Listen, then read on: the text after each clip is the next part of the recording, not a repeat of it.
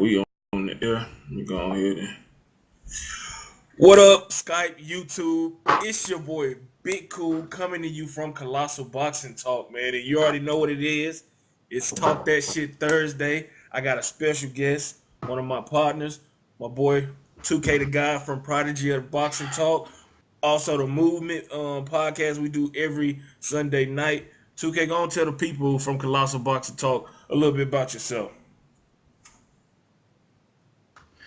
What's good, Joe? Shit, I'm ready, man. Y'all got motherfucking Pet Vet King on here, man. Shit, I'm ready to kill something, dog. All right, man. Man, we gonna let you open this motherfucker eating. He drinking the water too, so this nigga about to goddamn. He about to go in, man. Hey, man, since you're a special guest, man, we gonna let you start it off. We talking about Erickson Lubin, the mandatory WBC mandatory for Jermell Charlo. That fight is in the works for September 30th, along with Jarrett Hurd versus Austin Trout, which we all know about. Well, what are your thoughts initially when you see this shit? Do you think it's too soon for Erickson Lubin, or you think it might as well happen right now? Well, that's always that's going to be everybody's initial thought. You know what I'm saying? Erickson Lubin really hasn't fought anybody of note, but that's not really the biggest thing. We've seen a lot of cats jump in the ring with motherfuckers that are established, and they haven't fought anybody prior to being established, and they actually beat the established fighter. We've seen that a lot of times throughout history. So that's not really the big issue. The big issue is when you got a fighter who is dominating his competition, the majority of his competition is C and D level fighters, well, you think, how will this talent fare against an elite fighter when that fighter has to go through adversity? See, adversity is the key word here that a lot of niggas don't really understand. You know what I'm saying? A dude could be mega talented, right?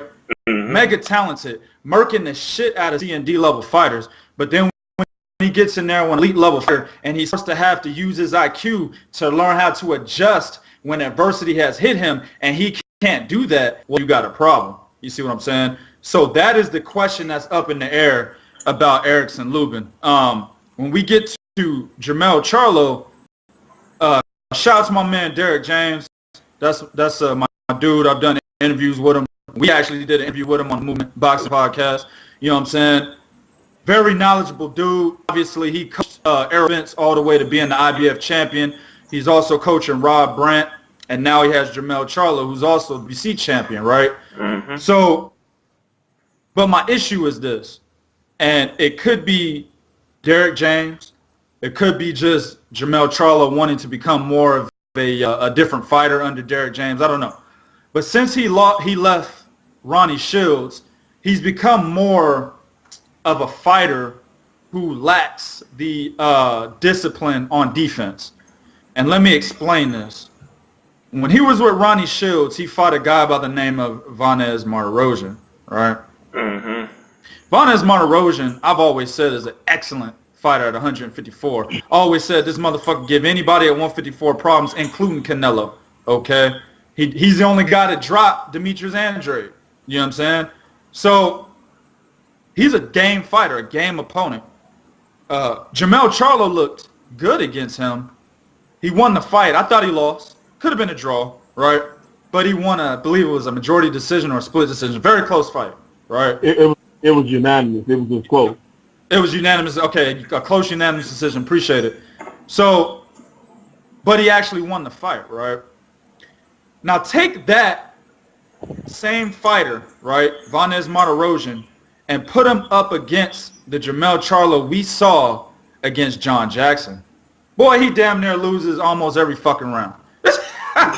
And that's my point. John Jackson is not a good fighter. You're not. Who beat the shit out of him? Willie Nelson, right? John Jackson came into that fight. He was the knockout puncher. He was knocking niggas out. Willie Nelson said, boy, I'm about to bully the fuck out of this motherfucker and get him out of here. That's exactly what he did. You see what I'm saying? Who else knocked him out? Who else was beating the fuck out of him? Andy Lee, right? But then he landed that miracle punch. Andy, was it?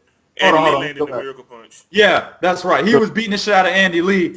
Andy Lee landed his signature left hook, right? Knocked out John Jackson. So when he goes in the ring with Jermell Charlo, I'm like, well, shit, this should be easy work. It wasn't. Jermell Charlo was losing every fucking round until John Jackson had an eye injury, had to stop the fight, right? So I look at that, and I look at what he's done since he's been with Derrick James. Now, he did fuck up Charles Hatley, who, in my opinion, I've been told niggas, Charles Hatley is an amateur fighter. He's still an amateur fighter. So that win means nothing to me. But when I look at the things that he doesn't do anymore since leaving Ronnie Shields, that could be a major problem against a very hungry, very talented Erickson Lubin. It's a close fight. Of course, experience edge goes to Jermell Charlo, man, but I think Lubin can pull it off, fam. I really do. So, okay, before I go to my boy Smooth Cat, it sounds like to me, 2K, you saying that Jermell has regressed. And do you think that that's a part of it? I know when you get with a new trainer, you want to implement more stuff, but to me, because the consensus is that he's, regressed. I know we talked about it on the movement. The defensive, he used to be, on the rise, one of the top defensive fighters now, but he's a little more hittable. I don't know if he's feeling himself a little bit. He's trying to kind of, Jamal shit wearing off on him where he think, shit, I possess that same dynamite in my fist that I can just say, fuck my defense, and I'm going to just go balls to the wall and slug it out. Yeah. That's what it seemed like you saying to me. Well, I don't think he's a full-out slugger like Ruslan Pervanikov and shit like that. Yeah, not like that. But I would say that his ability to be more of a defensive, cautious fighter has gone down by the wayside. I mean, just compare how he fought Gabe Rosado and how he fought Charles Hatley and John Jackson. I mean, look at how he fought Joaquin Alcine and then compare it to those guys. It's a totally different fighter. He's more of an outside guy. He's using his jab. He's using combinations. He's using, how do I put it? Not superior, not excellent footwork, but it's superior to his opponent. You see what I'm saying? He's not standing on the center line.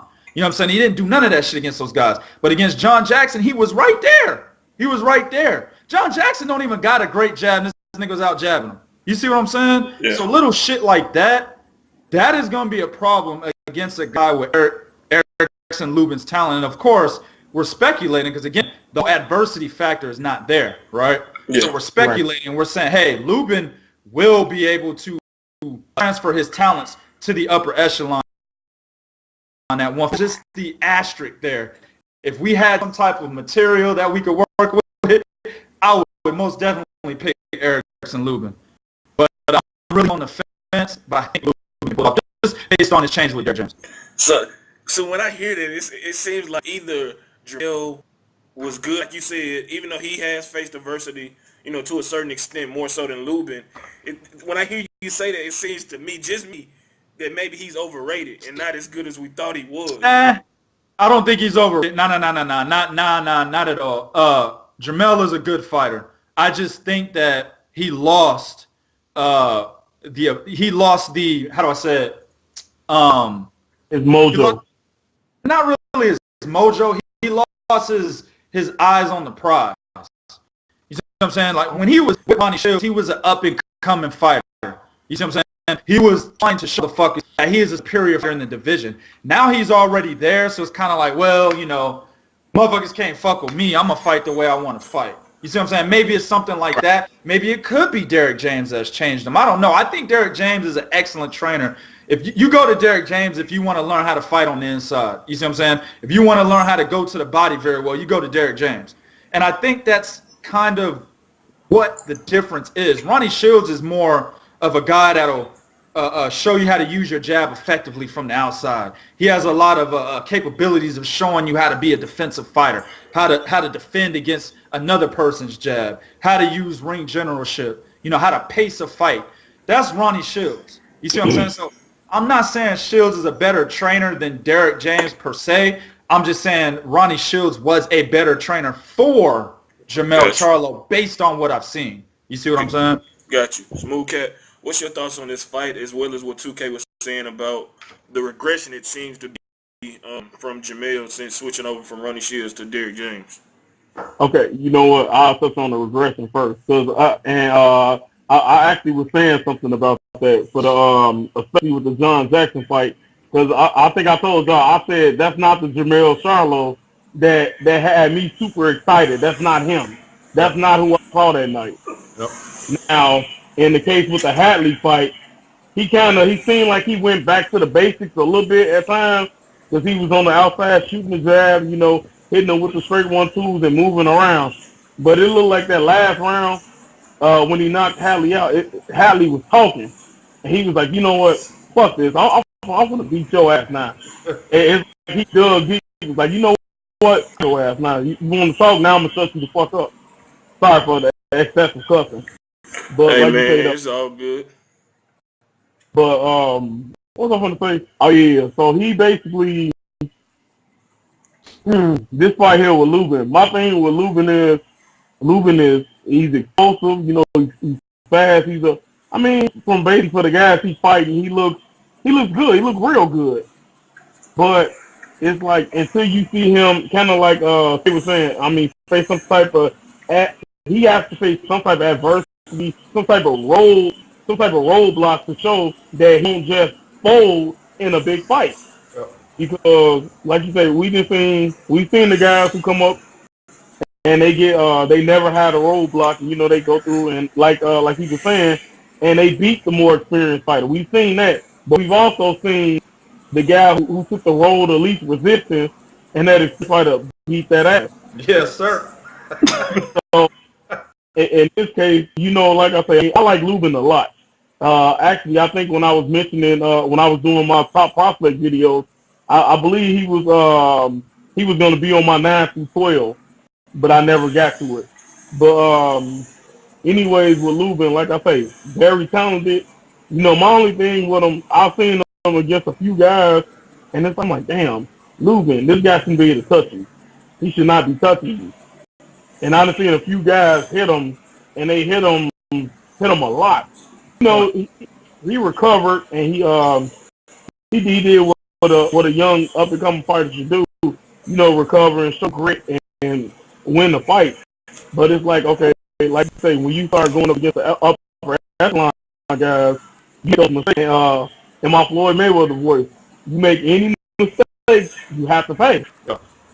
The upper echelon guys, they're gonna make you pay for those mistakes. And the thing with him is, I don't think he's got the experience enough to be able to necessarily to know how to deal with those mistakes yet. So that's why I'm favoring Charlo to beat him, because I think he's a little too green right now.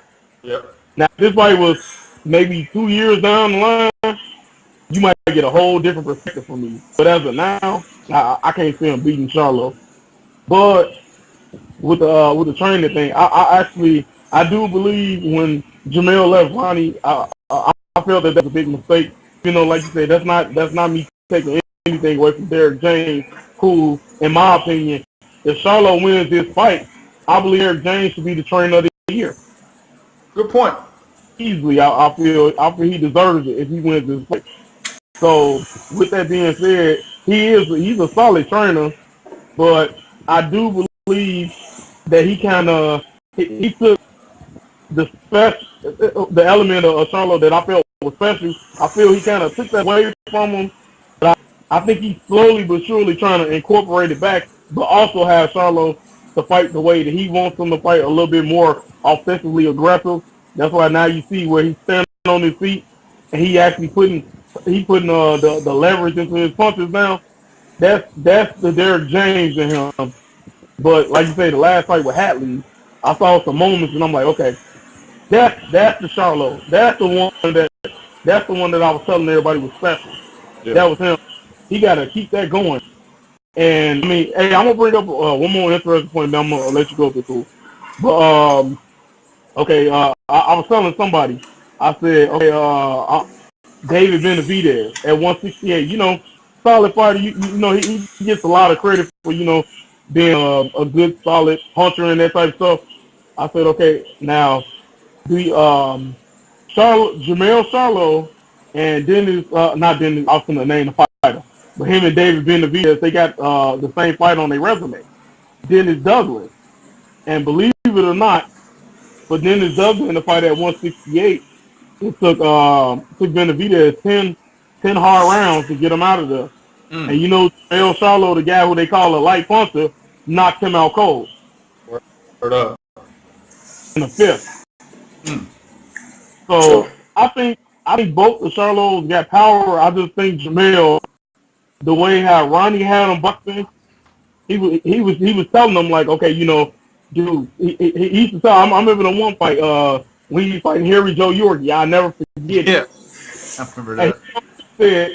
He said, okay, Jamel, look, you can land that wheel, stop squaring up in the pocket, move around, and Jamel looked mad like, damn, I want to stand still and bang on him. He told him, no, keep boxing. Now, when he talked to Jamal, he never did that with Jamal. He always told Jamal, go eat him up. But when it was Jamel, he kept telling Jamel to box. So, you know, I think he was trying to get Jamel to basically be his American version of Laura. That's what I believe with him. I agree with, I don't mean to cut you off. Go ahead. You made excellent points and you're 100% correct in your assessment. But I agree with Ronnie Shields because the problem with Jermell Charlo was that he didn't know how to sit down on his punches. You know what I'm saying? Now, that's one thing that Derrick James does have Jermell doing. He got that motherfucker actually, he sat down on that right hook on Charles Hadley. That's why that motherfucker went through the ropes. You know what I'm saying? So he's got him sitting down on his punches. But the problem is it takes away from his greater assets, and I think you mentioned that earlier. It takes away from his greater assets because he actually is playing it, and he is sitting down on his punches, and he is standing right in front of his opponent. He's not a slugger or a brawler by any stretch of the imagination. He could be an excellent boxer, a guy that has fluid movement, can outbox just about anybody at 154 with the exception of Demetrius Andrade and Arislan Lara. But anybody else, of course. I had to throw that in there though. You know what I'm saying? But he could definitely test the skills with the right coaching to become the type of technical boxer. And that's why I do agree with Shields and the boxer. And then of course Jamal, that motherfucker's an alpha male.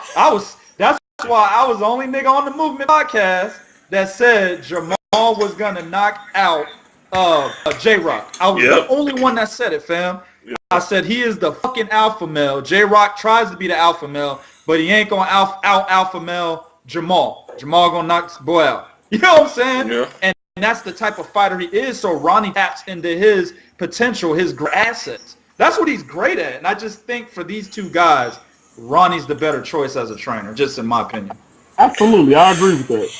All right, before I'm gonna wrap it up with this question, just a quick yes or no. Is it on Jermell to keep what he learned from Ronnie Shields while applying and obtaining what Derrick James is teaching him on the offensive end? Because you know the great fighters can keep everything up. There's a mental thing more than the physical. So you see Floyd, what I lead, all the great sweep, whoever name, you know what I'm saying?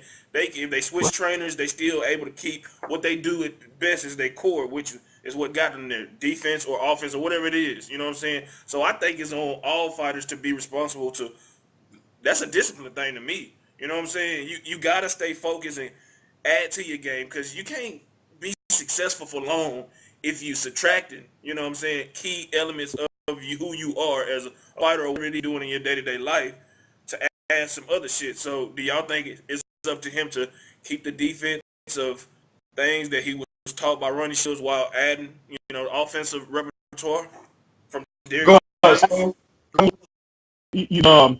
Basically, like the old saying say, you should have more than one way to skin a cat.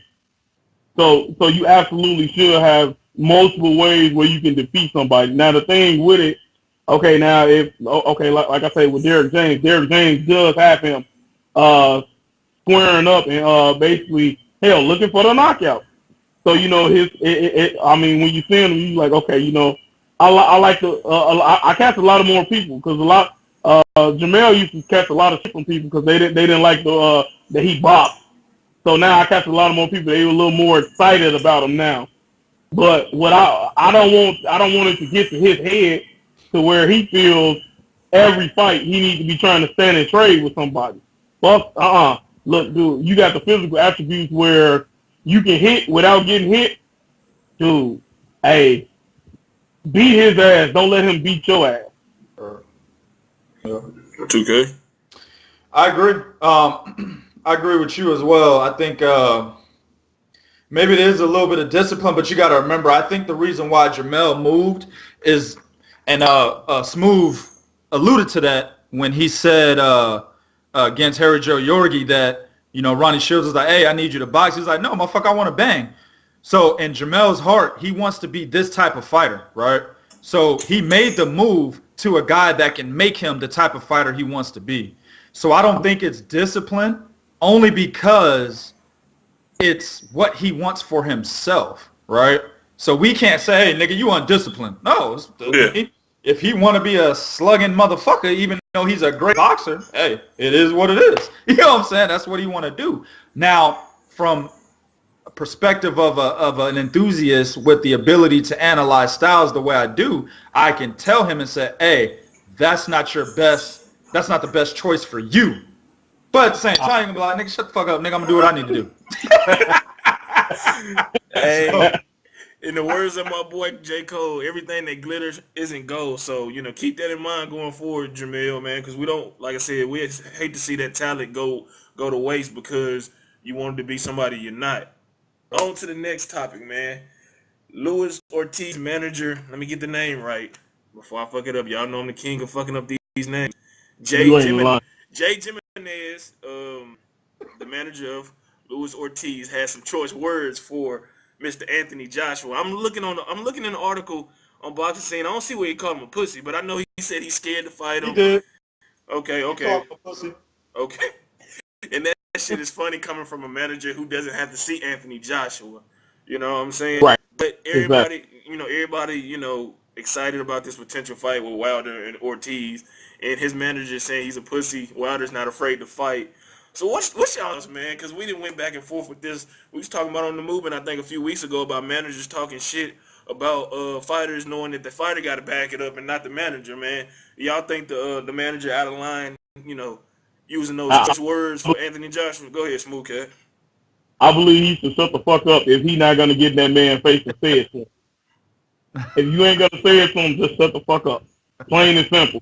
Because at the end of the day, okay, now you calling him a pussy because because Wilder decided to fight him. And don't get me wrong, I like Wilder, but I mean, if we be honest, ain't this about time Wilder took a fight like this? Yeah. Yeah. Yeah, that's my boy. That's my boy. But I gotta keep it. 2K. I was 2 months ago. I was like, man, it's time for Wilder to step up. And like I said, he's stepping up. I can't complain about it. Once it's signed. But that's what he's supposed to be doing. So I don't think we should give Wilder too much credit for doing what champion is supposed to do, and that's fight the best. So, like I said, man, go ahead. Okay, this is the thing. That's like with what's the other man's name? I'm trying to think of. He Lomachenko? No, not. Now, I won't get into that month too. Yeah. You know what fucking I am gonna go with him. Because you sat there, you went all on Twitter. Oh yeah, Lomachenko wants to fight Rigon now. We'll fight you at 130.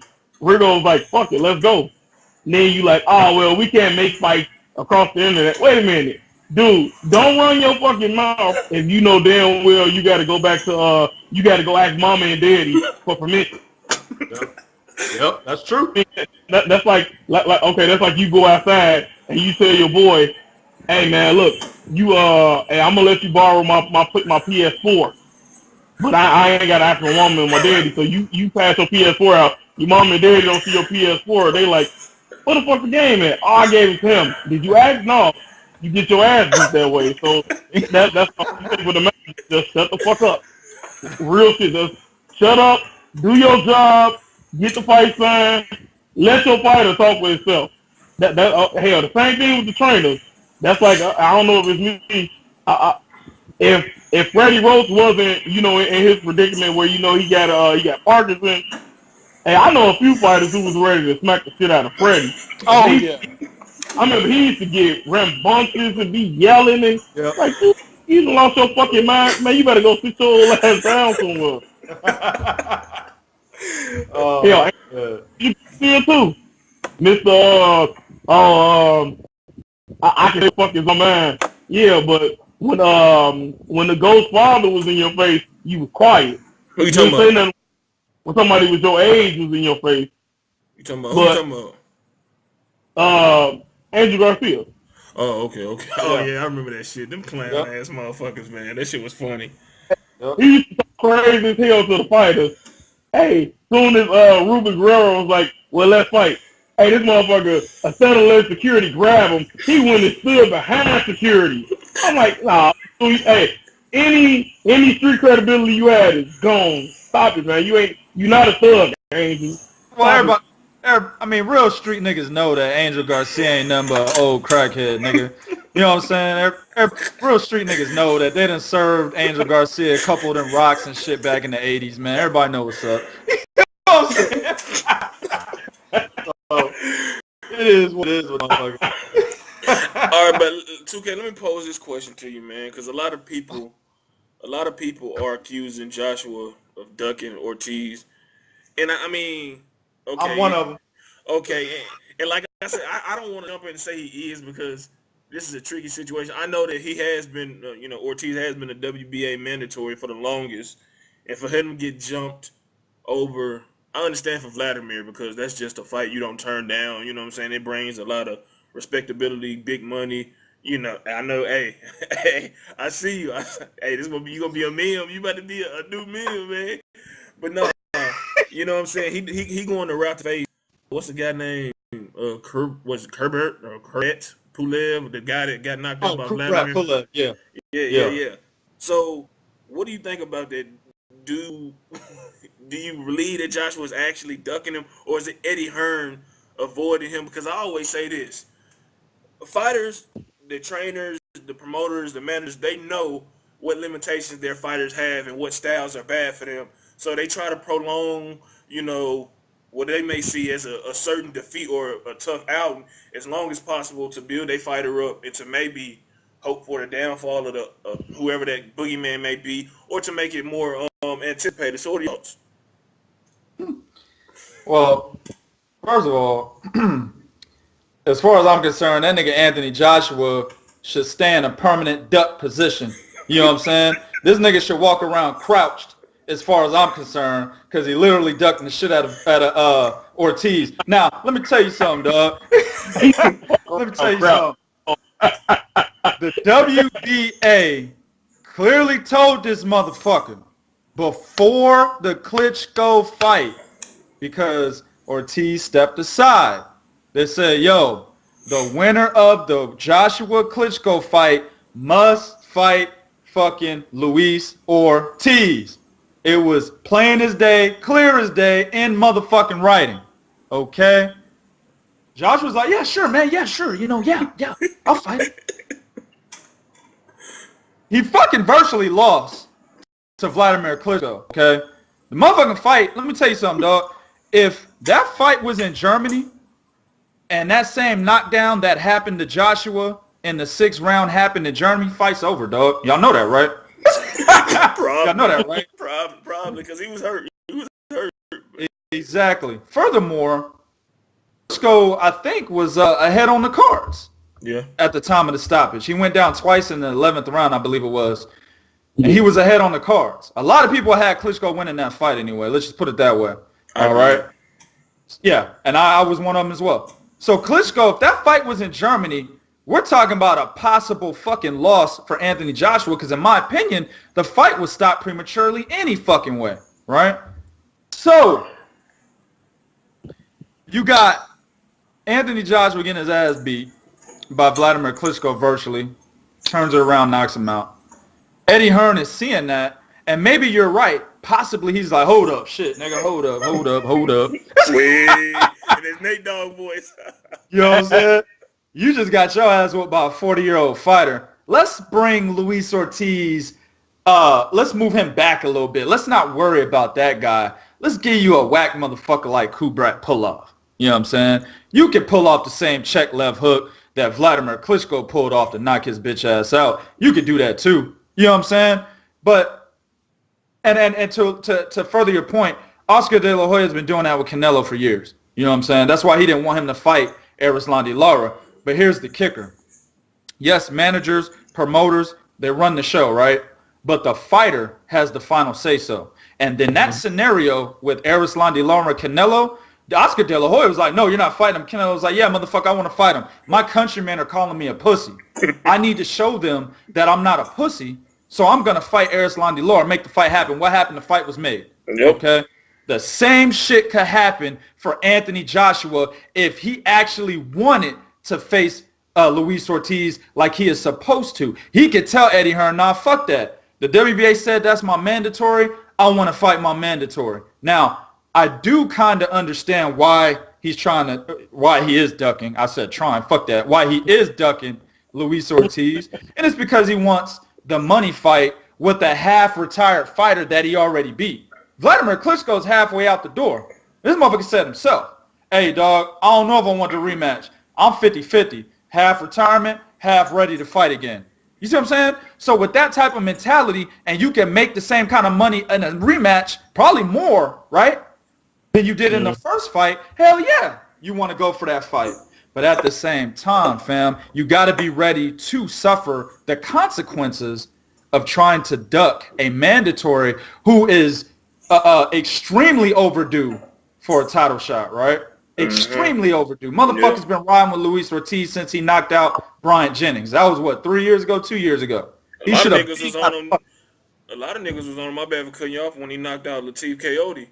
And, you know, that shit was returned, reversed, because that nigga destroyed that motherfucker. Yeah. I was on Luis Ortiz when he knocked out the Argentinian because I know the dude was a C-level fighter, but I saw skills in Luis Ortiz that a lot of heavyweights don't have. One of them is that footwork.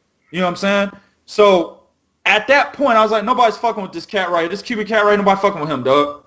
And I said, I think I made a video. I made a video after he knocked out Bryant Jennings. I said, yo, Luis Ortiz will be the most ducked heavyweight in boxing right now. And look what we got. Nobody want to fight this nigga. All right, so let me pose this question. You got something to say, Smooth Scott?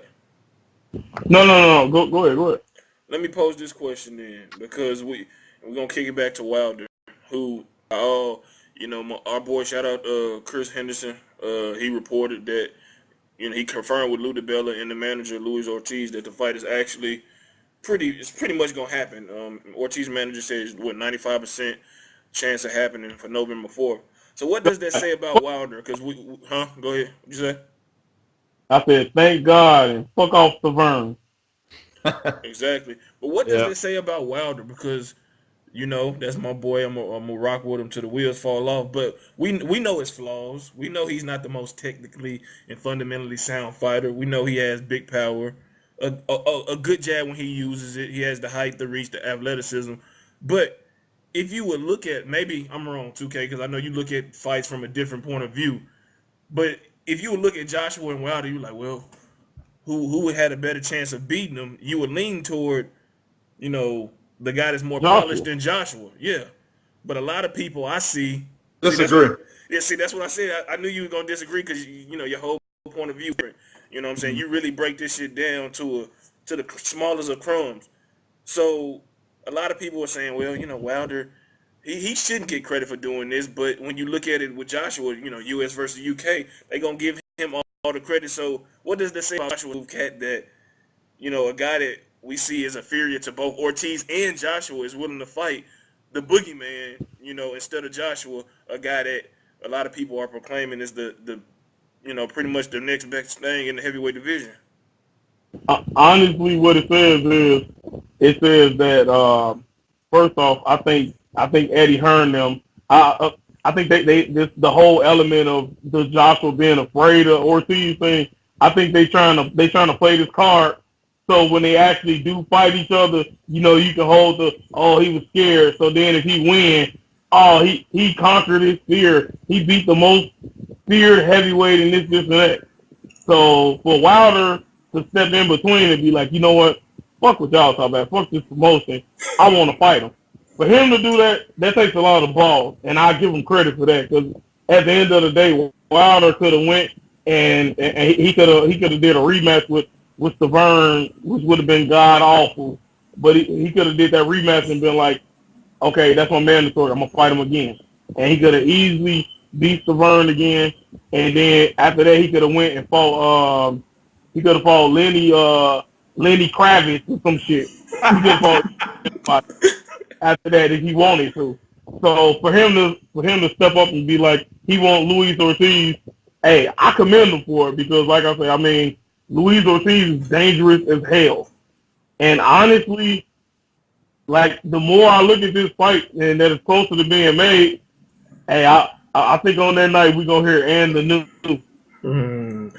Fuck that shit. Fuck, I agree. Yeah, all my niggas, but I can't. I'm gonna have to break it down to a T. I'm really, because this is a 50-50 fight. I'm nervous for this fight, man. Hey, because the only reason though is because Ortiz is old. Like I said, we joke with Bo, but they say he's 38, but that motherfucker could be 45. You just He's 72.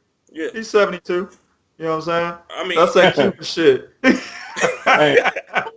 Hey, be like coming to America. Man, Luis Ortiz was 132 years old. Hey, man, like I said, I'm glad this fight potentially will get made. It's a fight that needs to happen, and the best man, win or lose, man, both guys, pose threats to each other. But like I said, to the question of 2K, why do you feel that I forgot what the fuck I said, but I'm pretty sure you remember posing the question between Joshua and Wilder. Wilder getting a fight or taking a fight opposed to Joshua, who's the more polished fighter of the two. Yeah. Well, like I said earlier, Luis Ortiz's footwork is like none other in the heavyweight division. I think the only other guy that can possibly say comes second behind him is David Haye, right? And that's mainly because David Haye is naturally a smaller guy. Fuck David Haye. Yeah, I know. But, I know. But the footwork was totally out of line. That would be cool. Yeah. But the footwork, the Cuban pedigree, his ability to box motherfuckers on the outside, his IQ to be able to move around a fighter's jab to get closer to him, right? All of that is something that a lot of the other heavyweights don't possess. A lot of the other heavyweights are robotic, fam. Like Anthony Joshua, this motherfucker is an upright nigga like this and shit. You know what I'm saying? That's Joshua.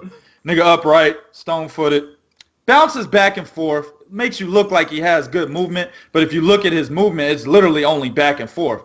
Anthony Joshua sits down, or he plants himself before he punches, throws combinations, right? Then you'll see him back up, do a hop, and then come back forward again. That's Joshua.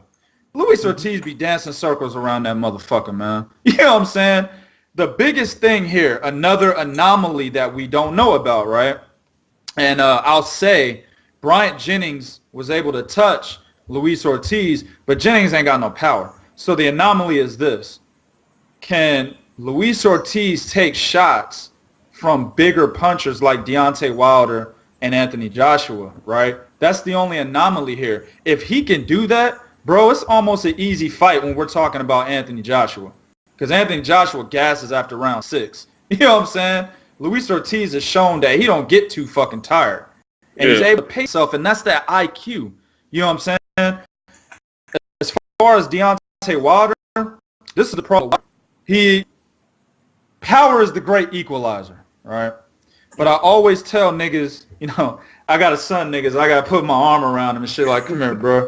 I got to son these niggas. They got a struggle. You know what I'm saying? Let me tell you something, little nigga. Don't always rely on power, okay? Power's the great equalizer, but if a nigga can take your shot like Danny Jacobs did Gennady Golovkin, you in a world of trouble if you that power puncher that relies on power. See, the problem with Deontay Wilder is he thinks his straight right hand is the end all to be all. You see what I'm saying? So he didn't hone the fundamentals, the basics. He lacks those. You see what I'm saying? So if he can't knock Luis Ortiz out, boys in a world of trouble. It's gonna be a long night. I mean, just look at Gerald Washington. I was getting to the point where I was getting ready to go clip my motherfucking toenails because I was tired of watching the fight. You know what I'm saying? I was like, he getting his ass whooped, dog. Shit. Baby, where my toenail clippers? That's what I was telling my wife. Where my toenail clippers at? I got to find something else to do than watch this bullshit. And then what happened? He landed a right hand. Word up, my man Smooth. Word up. You know what I'm saying? But he landed the right hand, which was the great equalizer. Now, I think they stopped that fight prematurely well. But it was exactly. But it was great equalizer. It hurt him. Fight over. If he can't do that against Luis Ortiz, who is light years smarter than Deontay Wilder, he's in trouble. Straight up. I agree. Honestly, I'm gonna be honest with you. I'm gonna go out and I'm gonna be bold. I don't think Wilder is going. I don't even think Wilder gonna make it to the 6th round if this fight gets official. Oh, I said 8.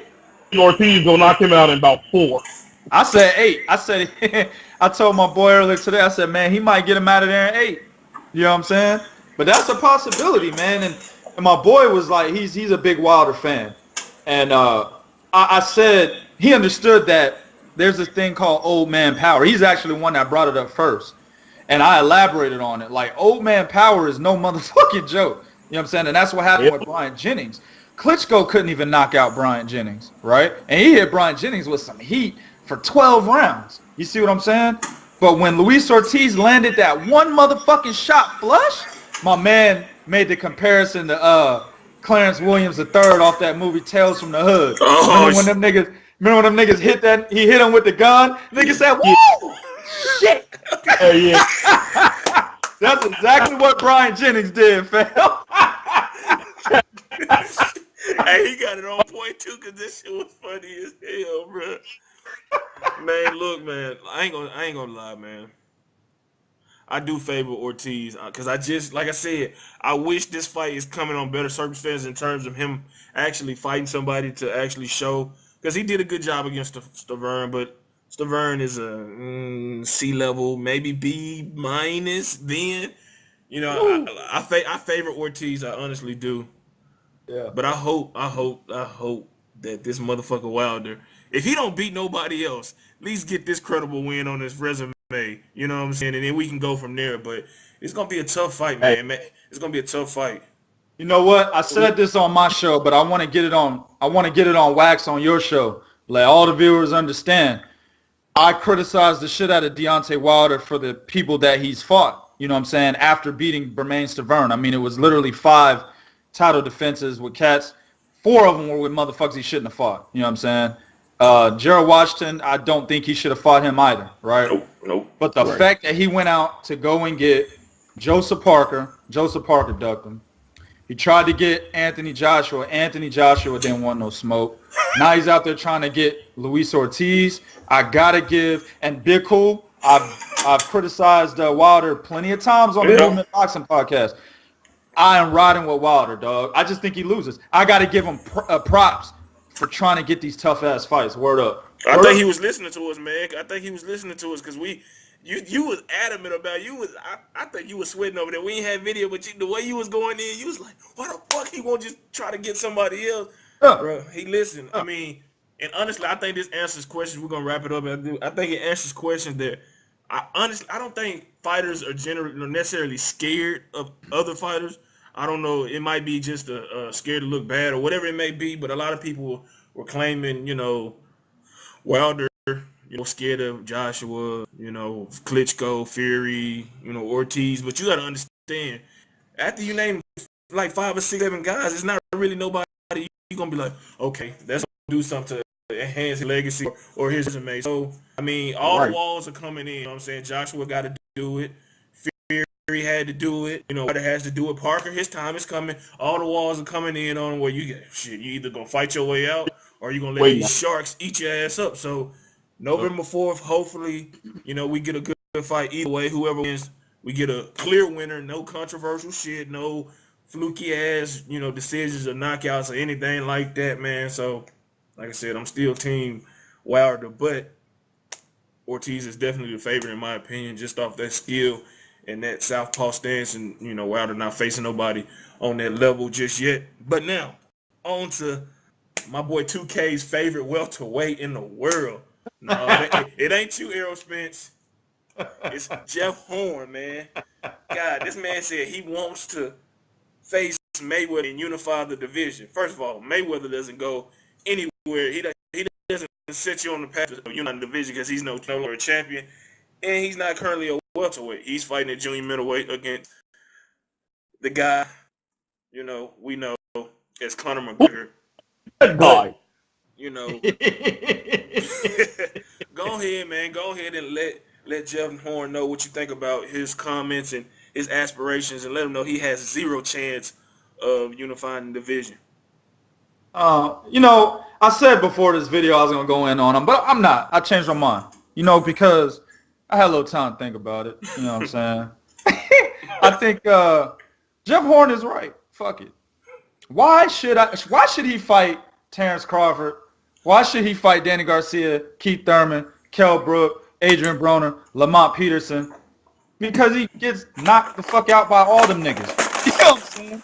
There's no reason for him to fight those guys simply because if he loses to them, he knows he will be seen as what they call in music a one-hit wonder. You know what I'm saying? 15 minutes of fame.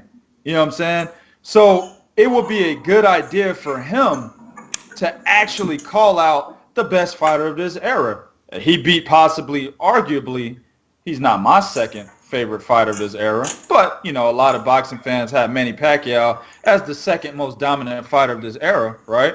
He beat arguably that guy. Why not go for the first one? And in response to that, I'll keep it short. I think Mayweather should fight him. Fuck it. You know why? Because Pacquiao fought this motherfucker, and he fought him when he was nobody. Now he's a somebody. Let Mayweather fight him. Shit, I dare a nigga to come to me talking about, oh, this is a bullshit fight. Well, hold on. You said that when Manny Pacquiao fought him, right? Because a lot of motherfuckers blowing Jeff Horn's skirt up just because they like Manny Pacquiao. Oh, no, wait, 2K. Jeff Horn is a live dog. I don't know. He's a good fighter. I said Pacquiao better knock this motherfucker out or retire. You know what I'm saying? And he didn't. He actually lost, right? So now, if you thought he was a game fighter before the Pacquiao fight, well, surely you think he's a game fighter now because he got the win. So why can't Mayweather fight him? Man, make that fight happen. I want to see Floyd Mayweather, Jeff Horn, Cinco de Mayo, 2018, God damn it. Hey, I ain't gonna say I don't want to see that shit, but hey, go ahead, Smooth Cat. Hey, 2K gave you your orders. Take your damn orders and make that fight happen, damn it. Man, look, I respect his aspirations because at the end of the day, you always want to get paid the most you can get doing your job. You know what I'm saying? And boxing is a tough sport. It's not for pussies. You know what I'm saying? It's not for motherfuckers that's mentally weak, physically weak, emotional. It's for motherfuckers that's about that, that life and actually want to be great. And he did beat Manny Pacquiao, whether you want to call it a robbery or close decision. It was a fair decision in my mind. Pacquiao let that fight go. He took his fucking foot off the pedal at the end of the 9th round when that motherfucker was goddamn like he was backpedaling like he was in football practice or some shit. And the coach was blowing the whistle like, come on. Then in the 10th round, this motherfucker said, you know what? I probably got the decision in my back pocket. I'm not even going to exert no energy. He should have took his fucking head off. So that's Manny Pacquiao, man. Old habits die hard. That nice shit didn't get you nowhere. You know what I'm saying? Letting that motherfucker hit you behind the head butt you, wrestle with you. You know what I'm saying? You too fucking nice. And like I said, if the fight did happen with Floyd, of course, it'd be way more legitimate than what we got coming August 26th. Although Floyd would win, most likely. I think he focuses on if he can't get Mayweather, which he won't, Terrence Crawford, Errol Spence, you name it. He need to focus on those guys to try to, really enhance his legacy and his credibility as a WBO champion in boxing. But Smooth Cat, damn, is that me or y'all? Headset. That's you, Smooth Cat, I think. Huh? That's your headset or some shit, because it's like somebody all in my ear or some shit. No, but go ahead and give your thoughts on, Horn calling out Mayweather and him speaking on wanting to unify the division. Man, look, honestly, I'm going to say it like this. Jeff Horn, he realized he's in a position now where he can kind of, I won't say he's not a cash cow, but he can kind of throw his weight around a little bit. So it's like he like, okay, what I'll do is I'll call for this fight. If I get it, I get it. If I don't, I don't. But anyways, I'm gonna talk about unifying the division. Even though I don't want no problems with none of the other champions. I don't want to fight one of the other champions. But I'm gonna tell you I want to fight the other champions. So it can look good on me when if I do happen to look up into the Mayweather fight, which is will happen. But I mean, who knows? But honestly, like I say, me myself, with the whole fight, because I finally watched it, and you look at it, I feel Pacquiao won the fight, but then you got to look at it. It's like Pacquiao, when you get to the point where you fighting and you're not, it's like Pacquiao in his prime was so aggressive, he was so dynamic, and then when you see this current version of Pacquiao, who you letting the guy hit you behind your head, you letting them push you around and bully you, and then you think of the old Pacquiao.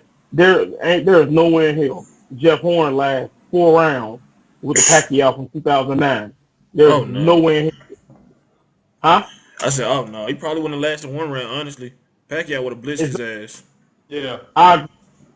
That's the thing. And so when Pacquiao got to the point, the Margarito fight, when you sat there and you had the opportunity where he could have defaced Margarito, and you kept looking at the referee for sympathy, that's when I said he should have retired. Right then and there, because you lost your killer instinct, and I don't care what nobody say. Once you lose your killer instinct, it never comes back. I don't care who you are, how great you are, none of that. Once you lose it, it's gone. That's in any sport too. Yep. Yeah, I mean, it's crazy. It's like, damn, they like, y'all some sick motherfuckers. He was beating the fuck out of Margarito.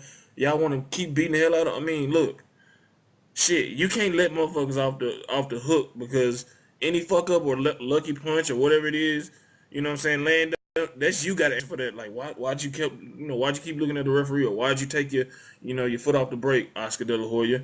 You know what I'm saying, against Tito.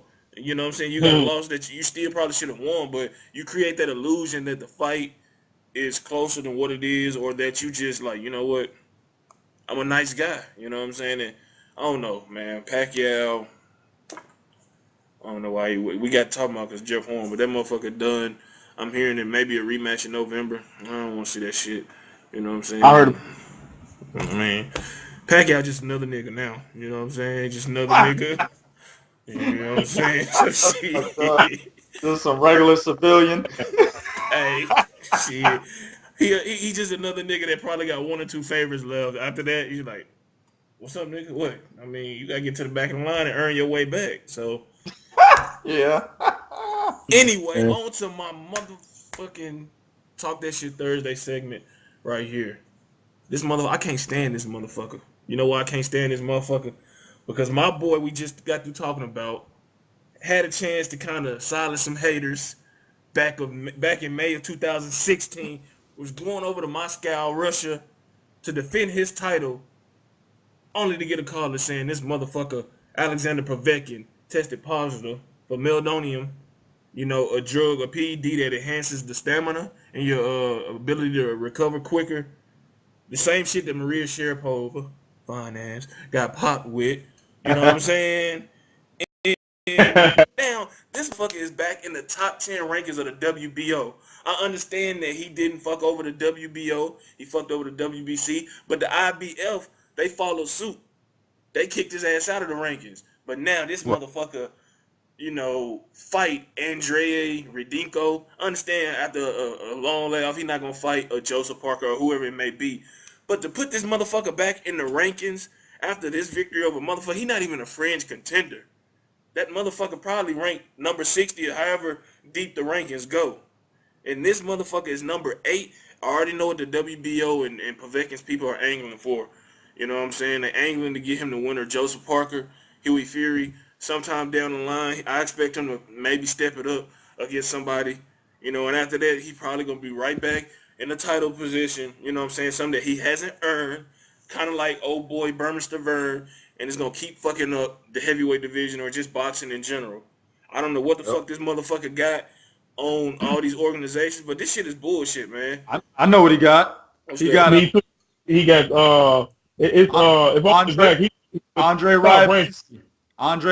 He got Andre Ryabinski. That's the richest businessman affiliated with boxing. This motherfucker can have. He's the reason why Povetkin is still fighting. You know what I'm saying? Any other motherfucker. Look. Perfect example. Where's Lucas Brown at? Okay. Exactly. So both guys, Lucas Brown and Alexander Povetkin, both guys popped positive, right, twice in a 6 to 8 month span last year, right? Both of them. One's completely disappeared after that. The other one is in the fucking top 10 for the WBO. It's Andre Ryabinski. When you got that type of clout, that's why the Klitschko title fight was in Russia. You see what I'm saying? Klitschko was the dominant champion at that time. All his title fights were in Germany, except Alexander Povetkin. Why? Because Andre Ryabinski is the motherfucking man over there. He tells dudes, he got so much money, it's like, all right, y'all want to go to purse bid? Shit. Hey, baby, go to my safe. Give me a $2 billion real quick. Here you go. Ain't nobody topping that. So that's why the fight was in Russia. You see what I'm saying? He purposely makes fights go to purse bid so he could buy it out and have the fight in his home fucking country. That's why Alexander Povetkin is still relevant. That man right there. We need to get rid of this motherfucker though, man, because I don't like this shit at all, because this motherfucker's out here that's earning their their position and fighting guys that's at least credible, more credible than the motherfucker, Povetkin, just fought. I ain't even see the fight. Like I said, I ain't watched Povetkin fight since I don't know when, but this motherfucker 37 years old, claims to be he's in the program, the WBC program now. June 17th he came out negative. And he's being, I think, randomly tested by VADA, which is a good start. But this motherfucker blew 2 fucking opportunities. They should ban his ass. He should never be able to fight for a motherfucking title again. Because let this been Wilder, Joshua, or any other motherfucking body. That motherfucker got a slap on the wrist. All right, man. Look, I understand that shit wasn't steroids, but okay, you can fight Berman Stavern. He would have whooped his ass. All right. Fucking on the fucking day of the fucking weigh-in, this motherfucker tested positive for some other shit I can't even pronounce. I mean, the first time he tested positive for nandrolone, which is a SARM, which is a fucking, all it is a substitute for a steroid. The only difference between a SARM and a steroid is the fucking estrogen levels and the aftermath of taking it. It's the same shit, really. Then you have Ostarine, which that's what he got popped on the weigh-in. Yeah. That's the shit that helps you breathe better. You know what I'm saying? Whenever you're working out, that it's complete cheating. You know what I'm saying? So that motherfucker should have been banned. I agree 100%. I made a video on that. I said Lucas Brown and Alexander Povetkin should be banned indefinitely. You know what I'm saying? Twice in a 6 to 8 month span, nigga. Come on, man. That's binge cheating right there. It's not like like Luis Ortiz. He got popped after the Coyote fight. You ain't heard shit about him since. These motherfuckers say, you know what? Fuck the WBC. Fuck boxing. Fuck everybody as a regular label staff. Everything. Because I'm going to just shoot this shit up again. And I'm going to use an excuse. You got me, man? Like you say, old boy, Ryabinski, or whatever his name is. You got me? I got you, man. So, I mean, like I said, I don't like this shit, man.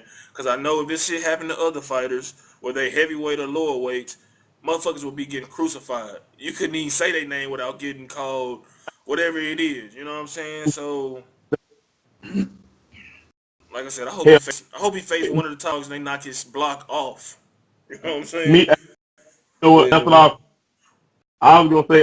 Honestly, I like you say, since you cheating and you got a unfair advantage, I think somebody who been training for a fight, I think they need to give you a week's notice, and you go in there with one of the top guys, and let's see how you do. Since you like unfair advantages and you like to try to sneak around with shit. So, but I was going to say something else about somebody else. Oh yeah, Antonio Carlos. There you go. Yeah. The Juice Man, not the Magic Man.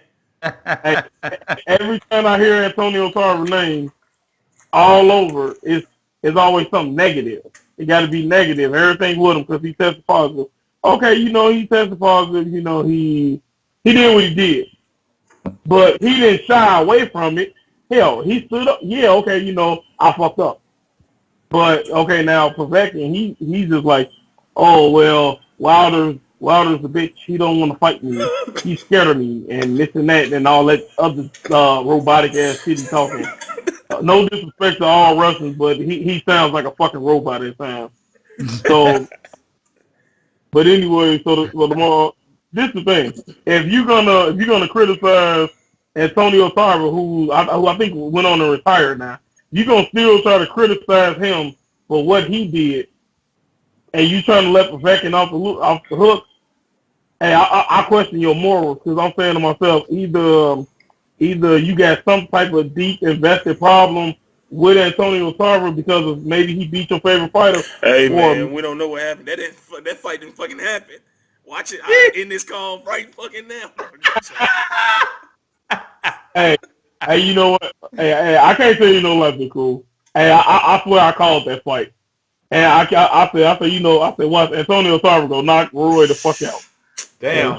Good call. Damn. Good call. Hey, I didn't expect it that early though. I thought he was gonna get him late. Damn. He flatlined Roy. I was like, holy shit. Look, it happens. It happens. Hey, Yeah. You in the game long enough, it's gonna fucking happen. So Floyd, you stay in the game long enough, you're gonna be on the end of one of them fucking highlight reel knockouts like Bernard Hopkins. You're gonna be getting beat into submission like Oscar De La Hoya. So look, props to the Juice Man for that. Seriously though, Tarver, he a bad man. He was a bad man, man. So I can't even, props to him for the victory. Shit. Yeah. Yeah, no doubt. But like I say, for Povetkin, dude, my thing with him, you blatantly disrespected the WBC and hell, all the boxing with what you did. So basically, boxing consistently lets you know if you got the money behind you, you can get away with whatever the fuck you want. Honestly, money behind you. Y'all remember the what do you call it? The lie detector test he took, right? Yeah. Okay. Did y'all ever think why the fucking lie detector test was administered in Russia by Russian authorities? So because Nope. Absolutely. Rigged. Andre Ryabinsky again. That motherfucker was like, hold up, baby, give me $5 million real quick out my safe. Here you go. $5 million to get the fuck up out of here and shut the fuck up. Let us run this shit. That's exactly what happened. I'm telling you, man, as long as this man is backing Alexander Povetkin, don't expect anybody to beat Alexander Povetkin, right? Don't expect Alexander Povetkin to reap the repercussions that he's supposed to be reaping for being popped. I mean, this motherfucker can get popped again. He'll still fight. Hey, let me ask you, I know you're big into working out and all that. What's the strongest performance-enhancing drug? Or, you probably don't know the strongest, but what's one of the strongest ones that are really, I guess that boxers would go to take other than just a steroid or something like that? I'm not really sure. I mean, boxers would take shit that enhances their respiratory, so they're able to train longer and harder, and then it allows them not to get tired in fights. That's what Osterine was, that last shit that he took. You know what I'm saying? It allowed him to not fatigue while training, and then when he goes into the fight, he won't fatigue. I mean, and it made him stronger as well because he was training harder. That's why he fucking almost killed Johan Duhaupas. You know what I'm saying? So I would think they would take more shit like that would aid their respiratory system. But as far as, what to give definitive answer, I'm not exactly sure. I was like, you know what? I'm like, Joshua, you want some of that shit that Povetkin took? You got to fight him, Nate. Why you want some of that shit too? Oh yeah. Hey, y'all. Hey, look, man. This no fine, no ban, no nothing. Y'all keep y'all title. Y'all want some of that shit? You know what I'm saying? Then shit, let the motherfucker take it, and then we'll see who walk out the ring standing. Cause Joshua can use that shit. He be like, hell yeah, I'll take that shit. I get that second win. Yep. He'll blow through that motherfucker like Yep. nothing, bro. Yeah. So Yep. see, that's some bullshit, man. It is, man. You get that Yeah. shit in the wrong hands, man. Motherfuckers gonna be dying left and right, man. Put that I shit mean, on. what Go ahead, we ain't 2K. heard from you, Johan Duhopis since. Yeah, That motherfucker, he in a casket with his motherfucking hands folded across his chest. That's where he at. You know what I'm saying? All because of that. And it's funny to me. I don't No, mean you it. serious? You serious about this shit? No, No, I'm I'm just gonna saying. say shit because I ain't heard that news. It could be shit, but I don't mean to prolong this, but it was just funny to me how the day of the weigh-in, he gets popped, and then all of a sudden, from behind the bushes, here come Johan Duhopis. Oh shit, I'm ready. Get the fuck out of here. Are you kidding me? That's why I was like, see, all this shit is fixed, bro. It's all fixed. And that's crazy. It's like a WWE event. Like, oh, John Cena's out, so we gotta fill in. Oh, here come the Rock running out. Man, get your shit. Get that shit out of here. Ain't no nigga. Man, look, man. Povetkin, I swear, if I ever see you, I'm gonna tell you. You might not understand what the fuck I'm saying. I'm gonna get somebody to translate that shit for you. I'm gonna say it to you right to your face. You ain't shit but a damn cheater, man. But we gonna wrap this shit up, man. My boy 2K, he blessed us with his presence, man. You know, you can expect more collaborations, man, from us too. Make sure to check out his channel. I'm gonna post a link to his channel in the description below, so you can hit that subscribe button, check it out, comment. You know what I'm saying? He'll reply back to you. Follow us on Twitter, CBT, Colossal CBT. Follow him. You change your Twitter handle? Who, me? Yeah. It's the same apps and gods. I don't use that motherfucker though. Oh, okay. Well, he don't use that motherfucker, but maybe if y'all start following that motherfucker, hitting him up over there, he'll fucking get back on it, man. But tell him where they can reach you at, man. You can reach me on my channel. It's Prodigy of Boxing Talk. You know what I'm saying? Most controversial channel on YouTube. I talk a whole lot of shit. You got virgin ears. Do not go over there because I ain't trying to pop your cherry. You know what I'm saying? This is real talk. We talk about every goddamn thing. I ain't got no favorite boxer. Anybody could get it. Word up. There it is, man. Like I said, Smooth Cat, let them know where they can find you at on Twitter, Instagram, and all that shit. Well, you can't find me on Twitter no more. I got rid of Twitter. But you can find me on Instagram at SmoothCat28. I think I got it. And if you want to find me on Facebook, you can find me at good old Michael Turner. And this nigga from Chicago, but he ain't on that shit like B-Dub and Bo is, so he ain't got to worry about them fugazi ass Chicago niggas, man. So, you know what I'm saying? Hey, but you can, like I said, follow us on Twitter, Colossal CBT. Make sure you hit that subscribe button, Colossal Boxing Talk CBT. I'm Jarrell Jasper on Facebook. Hit that like button on the Facebook page, Colossal Boxing Talk. Follow the movement on Twitter and Instagram. I don't know the handles off the top of my head, but it's the movement. Y'all can, get it. Y'all get it. Eastwick championship rounds, talking boxing and bullshit. The movement everywhere, man. We eating. We about to take it to another level. So just stay tuned, man. And hey, we gonna be back, man, because we got a big fight taking place next weekend. Oh yeah. And we got a lot of interesting thoughts and views on that fight. So till next time, we out about beating Mikey Garcia, ABM. So hey, we out this bitch, man. Peace. All right, we going. Hold on, let me hit this stop button.